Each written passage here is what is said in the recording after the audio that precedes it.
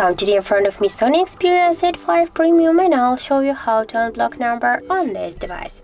So first you should go into the phone application, and here on the right upper corner you will see the three dots or more icon. Just you should go into the settings, and here you will see the block number section.